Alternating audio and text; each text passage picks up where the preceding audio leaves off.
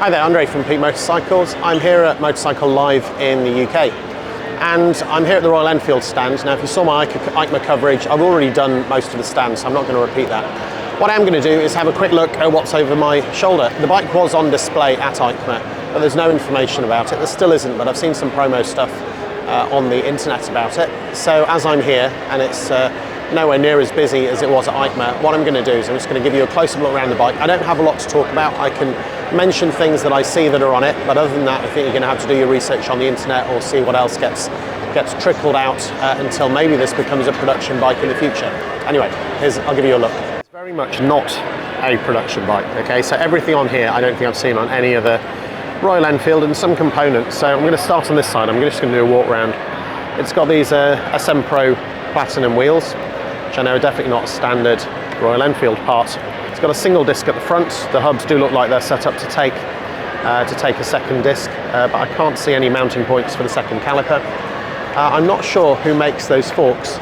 Again, there is no branding on that. I can see from the top caps that they are fully adjustable. Taking a look at the side, it does have this sort of red frame, which is a bit reminiscent of the body protector on the standard Himalayan and on the Scram, except it's much sleeker, it fits in much better with the plastics. As you can see, this one has taken a beating. You can't beat a fix with some tie wraps, really. Not entirely sure what this is. On a internal combustion engine bike, I would say that would be the breather for the fuel tank, but clearly this doesn't have it. So I think behind that big aluminium panel, that must be the battery pack, and behind the RE logo down there, which looks like an engine casing, must be the motor. Not a lot to be seen, really. They've got some quite nice looking foot pegs with some replaceable spikes on the top of it. The external reservoir for the suspension. The swing arm definitely doesn't look Royal Enfield, but it does have a Harris Performance sticker on it. And Harris Performance have been owned by Royal Enfield for a while. They're doing a lot of their design based over here in the UK. And that definitely looks like a piece of their work from a race bike. Not a lot to show you other than the Him E logo, and then the electrics that are in there. Yeah, it certainly doesn't look final, but you can see a few bits and pieces there. Coming down to the back wheel, another SM Pro Platinum rear wheel, single disc with a Brembo caliper on there. Coming around the back end, it does have a very clean back end with some LED turn signals. There is a panel up on the top of there that I think you'd probably put a rack on, but there isn't one on here. And then coming down this side, I can see it is an Öhlins shock at the back. I think it's probably then safe to assume that maybe it has an Öhlins fork as well. So just coming down here, I see we have what looks like a gear lever. So I'm wondering if this does actually have gears on an electric bike. Who knows? Maybe it does, maybe it doesn't. I'm not sure. I can see it does have a conventional sprocket and chain setup.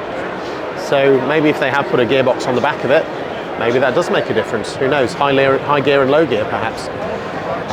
Coming up to the seats, the seat is a big one-piece unit that basically covers where a fuel tank would be on an internal combustion engine bike. It does dip down quite a lot, does have a bit of a hump at the back, as you can see.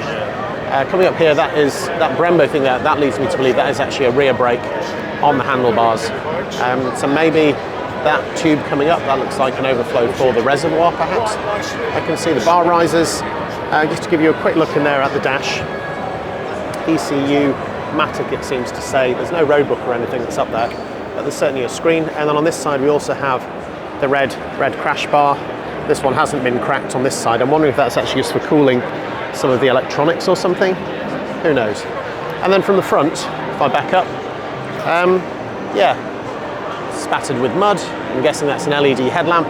It's got quite a small mudguard for a trail bike, especially with how close it is at the back there. But yeah, you can see a little bit of the frame actually under there, which again looks like Harris Performance's work. So there you go.